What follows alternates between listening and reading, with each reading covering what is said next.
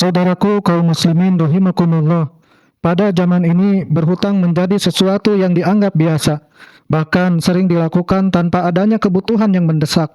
Padahal syariat Islam memberikan peringatan yang sangat keras tentang bahaya hutang. Karena hutang bukan sekedar urusan dunia, tapi juga menjadi tanggungan yang akan dimintai pertanggungjawabannya di hadapan Allah. Melalui kajian yang penuh faedah dari Ustadz Yazid bin Abdul Qadir Jawas rahimahullah, semoga Allah merahmati beliau, kita akan mengetahui bagaimana Islam memandang hutang, kapan seseorang boleh berhutang, serta peringatan agar tidak bermudah-mudahan mengambil hutang tanpa kebutuhan yang benar. Semoga Allah memberikan ilmu yang bermanfaat kepada kita semua dan menjauhkan kita dari lilitan hutang yang tidak perlu dan memberikan rezeki yang halal dan juga mencukupi. Amin. Jangan membenturkan hawa nafsu untuk berutang. Nah ini yang sering ini. Semuanya hidupnya utang. Ya, akhirnya dia menjadi tukang utang. Gak boleh dalam Islam seperti itu. Utang boleh dalam Islam. Utang. Ayat yang terpanjang dalam Al-Quran, dalam surah Al-Baqarah, ayat tentang utang. Boleh. Tapi jangan turunkan hawa nafsu untuk utang. Kalau kita mampu kita beli, kalau enggak kita sabar. Kalau kita mampu, ini enggak semuanya utang. Semuanya. Sepeda utang, perabot rumah tangga utang, bajunya utang, baju utang, kerudung utang. Semuanya utang. Enggak boleh. Susah nanti hidupnya dia. Dan kesian juga kalau dia meninggalkan hutang buat istri dan anaknya. Dia mampu, dia beli, enggak sabar dia. Sabar. Udah hidup dengan apa yang ada. Dengan apa yang ada. Itu para sahabat demikian. Para sahabat hidupnya nikmat mereka. Mereka terus ibadah kepada Allah, mereka kerja, mereka usaha, mereka dagang, mereka mencari nafkah. Mereka enggak mempertukarkan hawa nafsu untuk berutang. Kalau betul-betul terpaksa baru mereka utang. Tapi mereka tepat janjinya. Enggak seperti sekarang. Waktunya bayar utang, afwan ya akhi. Afwan. Saya nggak perlu afwan, saya perlu duitnya. Afwan. Bulan depan afwan lagi. Saya nggak mau dibayar dengan afwan, saya mau dibayar pakai uang. Antum pinjam uang kan sama saya, bayar dengan uang, bukan dengan afwan. Gitu. Banyak yang seperti itu. Makanya ini masalah utang masalah besar. Dan ingat, Nabi tidak mau menyolatkan orang yang punya utang 2 dinar, Nabi gak mau sholatkan. Dan utang ini akan ditutup sampai hari kiamat. Semua orang yang mati syahid dosanya diampuni kecuali utang, kata Nabi. Yughfaru lisyahidi kullu dzanbin illa dain. Diampunkan semua dosa orang yang mati syahid kecuali utang. Utangnya tetap akan dituntut sampai hari kiamat. Maka jangan gampang-gampang untuk berutang. Nabi tidak mau sholatkan orang yang berutang 2 dinar. Gak mau Nabi sholatkan. Jadi ingat itu, ajarkan istri kita, anak kita jangan gampang-gampang utang. Dan orang kalau sudah berutang, kalau berbicara mesti bohong. Kalau berjanji mesti menyalahi janji. Ini sabda Nabi. Orang kalau sudah berutang, kalau ngomong mesti bohong. Dusta.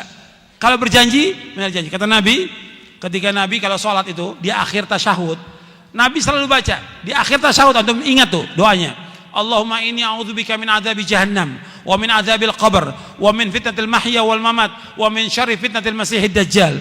Allahumma inni a'udzubika minal ma'thami wal maghrami. Yang terakhir ini, Allahumma inni a'udzubika minal ma'thami wal maghrami. Ya Allah, aku berlindung kepada Engkau dari dosa dan utang. Aisyah bertanya, Rasulullah, kenapa engkau banyak berdoa kepada Allah berlindung dari dosa dan utang? Apa kata Nabi? Innar rajula idza gharima hadatsa fakadzaba wa wa'ada fa akhlafa. Sesungguhnya apabila seorang itu dia utang, maka dia berbicara mesti dusta, mesti bohong. Kalau berjanji mesti dia menyalahi janji. Dan ini kenyataan. Dan ini tanpa kecuali yang seperti ini. Yang orang awamnya, yang penuntut ilmunya, yang ustadznya. Ini nggak benar yang seperti ini. Harus diperbaiki lagi. Akhlaknya diperbaiki lagi. Gitu. Kalau utang harus bayar. Kalau kita sudah janji sepekan, sebulan, 2 bulan bayar. Kalau 2 bulan sudah kita usaha untuk bayar, kita nggak mampu bayar, kita bilang datang kepada orangnya. Maaf, saya ini sudah usaha, ikhtiar, tapi saya belum mampu untuk bayar. Ngomong pada orangnya, ngomong. Dan orang yang mengutangkan dia harus memberikan tempo. Wa in kana dzu usratin fanadhiratun ila maisarah wa anta saddaqu khairul lakum in kuntum ta'lamun, kata Allah dalam surah Al-Baqarah. Kalau orang yang punya kesulitan gak mampu bayar, kamu berikan tempo sampai dia lapang.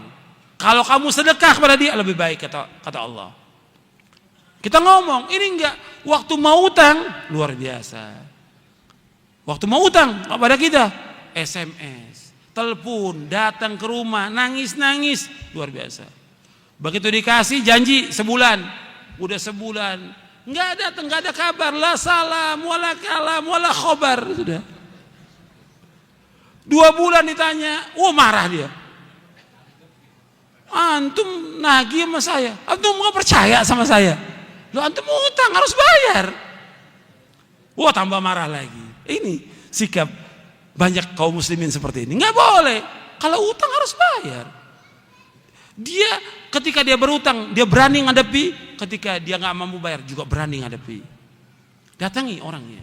Itu akhlak Islam, akhlak Islam. Antum lihat, saya ambil contoh satu. Ya, di zaman dahulu. Ini pelajaran buat kita semuanya ini. Dan juga buat para dai. Di zaman dulu sebelum Nabi Muhammad, jauh sebelum Nabi Muhammad SAW, cerita Nabi. Ada seorang berutang 1.000 dinar. Dia utang kepada seorang. Kemudian siapa janji? Kamu berjanji, siapa saksinya? Kamu berutang pada saya? Allah. Siapa? Saksinya Allah. Siapa jamin? Allah. Kata dia. Allah, dia bilang.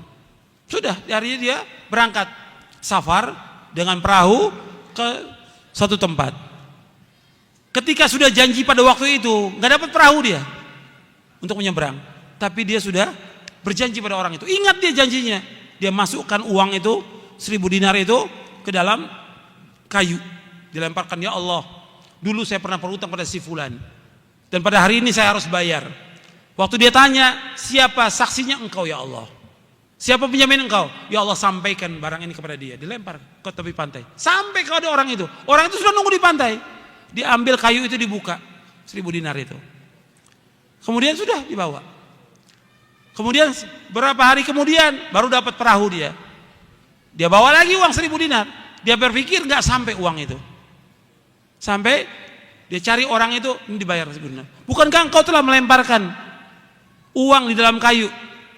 Saya katakan kepada engkau, saya nggak dapat perahu waktu itu. Nah sekarang saya bayar. Mau bayar 2 kali. Enggak, kamu sudah bayar. Enggak, ini saya mau bayar. Seperti itu, jujurnya orang. Dan tepat dalam janji. Nabi ceritakan begini, supaya kita ngambil ibrah pelajaran. Tapi banyak orang yang nggak ambil pelajaran seperti itu. Hatta kita di mana bisa kita bayar utang? Mudah sekarang ini. Jangan alasan, saya kan keluar kota, saya sakit. Bisa. Kalau memang kita jujur, waktu bayar utang kita bayar. Kalau nggak mampu, kita telepon orang itu. Kita kirimin surat bahwa kita belum mampu untuk bayar. Itu ajaran Islam dan itu akhlak yang mulia. Jazakumullahu khairan.